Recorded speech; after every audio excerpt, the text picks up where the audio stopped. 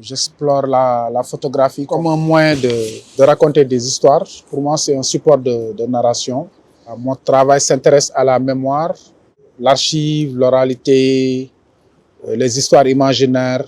Cette résidence est très intéressante, c'est par rapport à la galerie OH qui est très présent dans l'art contemporain, mais en même temps l'art moderne au Sénégal. Et j'ai été invité ici à faire une résidence et ça s'est bien passé, c'était très intéressant parce que c'était dans ma démarche artistique, parce que je travaille beaucoup sur les divinités et les esprits. Et Gorée était intéressant parce que j'ai commencé à Saint-Louis, j'ai travaillé sur Dakar. J'ai discuté avec les gens qui travaillent, qui sont là, pas seulement le côté touristique, mais à travers d'autres histoires qui étaient avant, comme ces esprits et ces divinités que j'ai révélées pendant ma résidence. Par rapport au récit, il y avait beaucoup de lieux du génie, de l'esprit, Mamkoumba Castel. Et à partir de ces lieux, j'ai programmé, c'est là-bas que je suis allé, j'ai fait des repérages. Je suis allé à Castel parce que Mamkoumba Castel, on le voit seulement sur le bateau. Les gens, ils ne connaissent pas, la nouvelle génération, ils ne connaissent pas. Alors que Mamkoumba Castel, elle était présente ici, c'était son lieu. Et il y a même le quartier Castel. Je suis allé dans ce lieu-là, qui est derrière. Quand tu rentres sur l'île, il fallait monter à l'intérieur, en haut. C'est là-bas où habitait Mamkoumba Castel.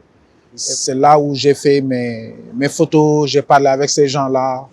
Voilà. Il y a le palais du gouverneur aussi qui m'intéressait beaucoup. Il y a toujours ce récit colonial et je voulais par rapport... parce qu'à mon travail, je mets toujours en relation l'histoire et le côté contemporain. Ça m'a parlé ce bâtiment qui a été créé en 1864 où en fait le premier gouverneur a habité ici. C'était le palais du gouverneur Ernest Roume qui a habité ici en 1902.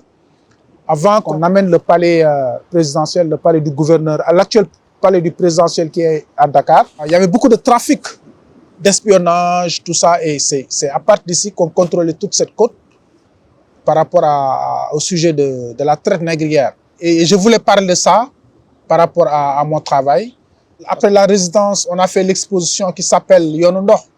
Yonondor, c'est voilà, la voie de l'eau, mais pas seulement la voie, la route, mais toute cette écoute, toute sonorité, cette sensation.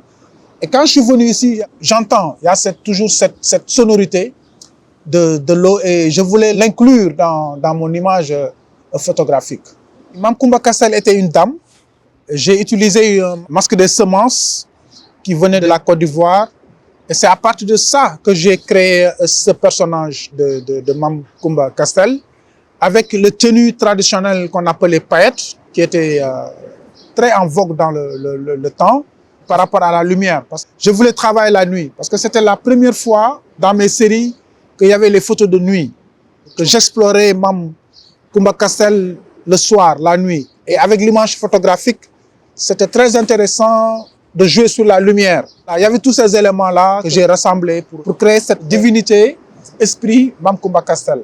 Le travail, je l'ai commencé depuis Saint-Louis, avec Mamkoumba Bang. Après, j'ai fait Mam Djere, après j'ai fait Mam Dek Daourmbaï.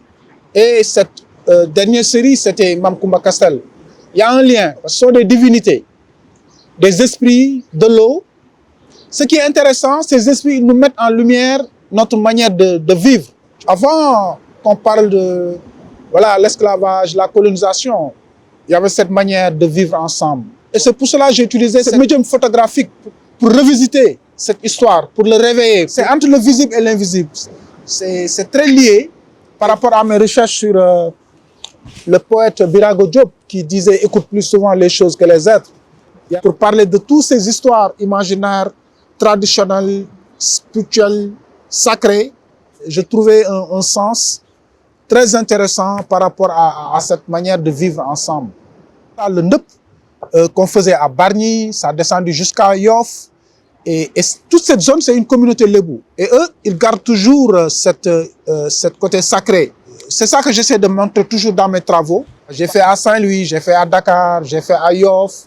Demain, peut-être, je peux faire au Bénin ou bien au Brésil. Parce que cette histoire-là, c'est comme l'eau qui coule, ça a voyagé. On a ça partout dans le monde. C'est intéressant de voir ce voyage. Le fait que la photographie a ce pouvoir-là de raconter et de voyager à travers le temps et l'espace, pour moi, c'est un médium très intéressant pour pouvoir raconter toutes ces histoires.